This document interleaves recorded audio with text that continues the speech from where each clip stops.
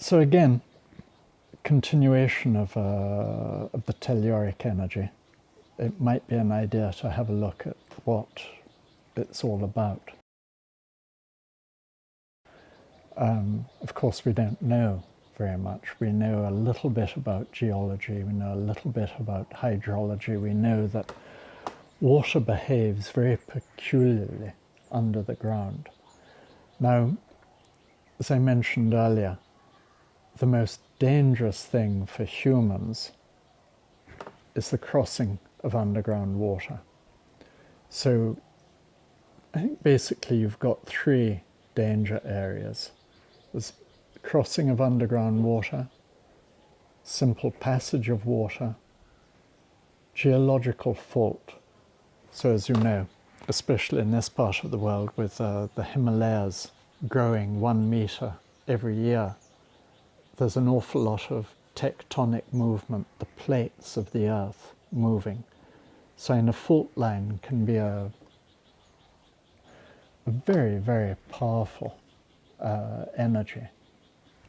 If you sleep over that, and this is the problem, you don't want to be sleeping over that for the simple reason at night, just in your head, there are 2 million cells which are replaced every single night of your existence. Now, those cells have to be replaced, ideally, in the same frequency in which they originated. And this is the thing about the telluric energy.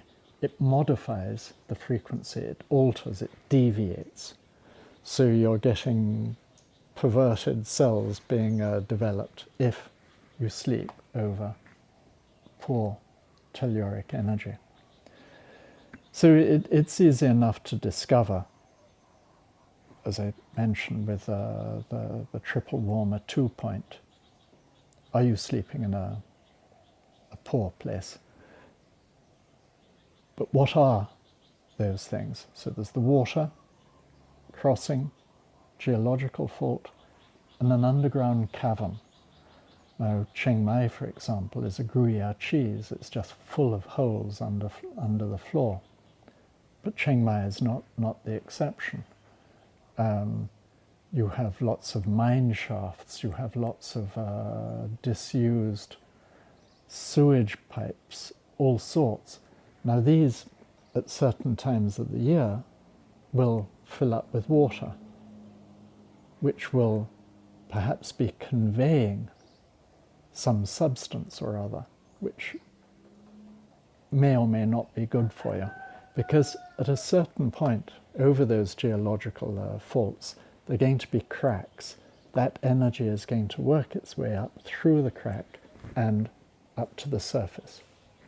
If you're sleeping over that, if you're working over that, then naturally you're going to feel the effect of that frequency. And it may not be conducive to your natural frequency.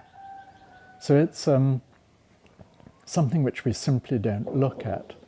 However, fortunately, in the last 50 years, it's something that has become recognized by certain doctors as being a very important component in individual well-being. But with a pendulum, you can find out what's under the floor. Is it harmful? Is there anything that can be done about it? For example, with underground water, there's nothing simpler. You just slide aluminium foil under your mattress and it's reflected, so it won't affect you.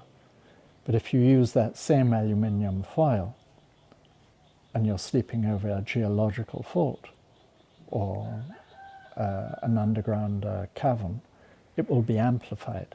So you've got to be sure about what's underneath you if you want to maintain good health. And that's what this is all about, trying to keep everyone healthy. Thank you.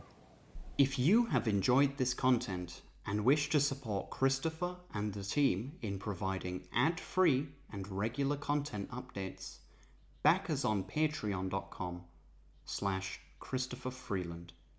You can also find the blog, contact the team, and other authorings neterenergies.com. Links are in the description of this video. Thank you.